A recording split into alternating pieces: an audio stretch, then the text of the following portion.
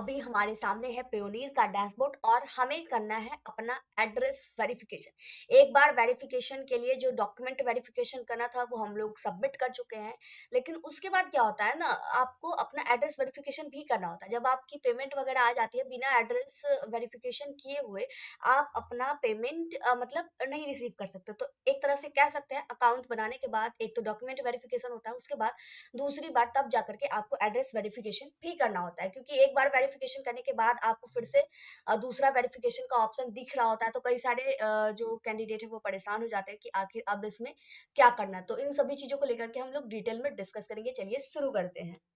तो address verification के लिए सिंपल है, जब जैसे ही डैशबोर्ड आप लॉगिन करेंगे तो आपके सामने you have information to submit in verification centre, तो आपको कर लेना है सबमिट पे क्लिक। जैसे ही आप सबमिट पे क्लिक करेंगे तो कुछ इस तरीके से, वेट अ मिनट, यहाँ पे आपको ऑप्शंस दिख रहा होगा, keep your Payoneer account running smoothly, get your payment, start sending payment requested to your client.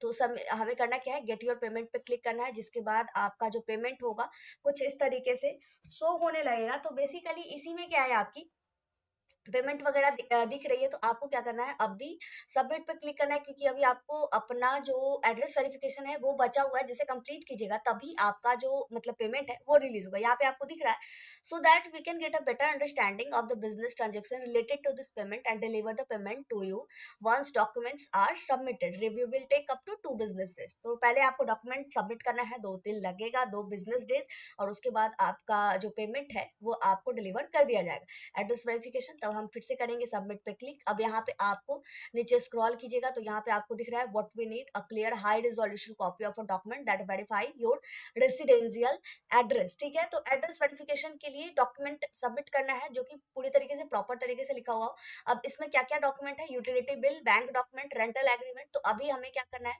Simple सबसे ज्यादा रहता है कि बैंक डॉक्यूमेंट, अपना बैंक का स्टेटमेंट आप क्या कीजिए, अपलोड कर दीजिए।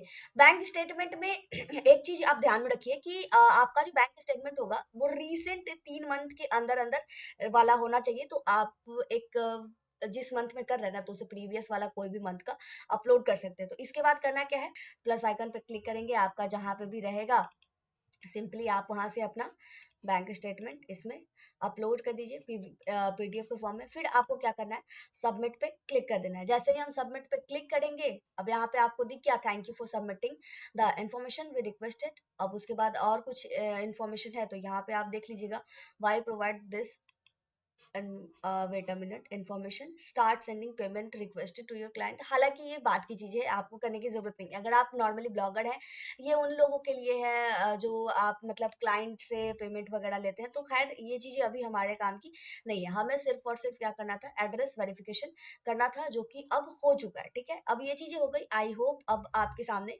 क्लियर होगा। अब आपको यहाँ पे कोई पॉपअप नहीं दिख रहा है, एड्रेस वेरिफिकेशन करना था जो हम लोग कर चुके हैं। अब अगर गेट पेड पे क्लिक करते हैं तो पेमेंट रिक्वेस्ट सेंड मतलब इस तरीके से आपको दिख रहा है ना, कोई मतलब किसी भी तरीके का कोई भी पॉपअप नहीं दिख रहा है। तो ये चीजें हैं कि आपको जो डॉक्यूमेंट सबमिट करना था वो सबमिट हो चुका है। अब आगे जो भी रिवॉर्ड आता है, जो भी रिस्पॉन्स आता है, आपके साथ शेयर करी जाएगी। तो इसी के साथ इस वीडियो को यहीं पे कंप्लीट करते हैं, मिलते हैं अगली वीडियो में कुछ अगली इन्फॉर्मेशन के साथ। जय भारत जय बिहार।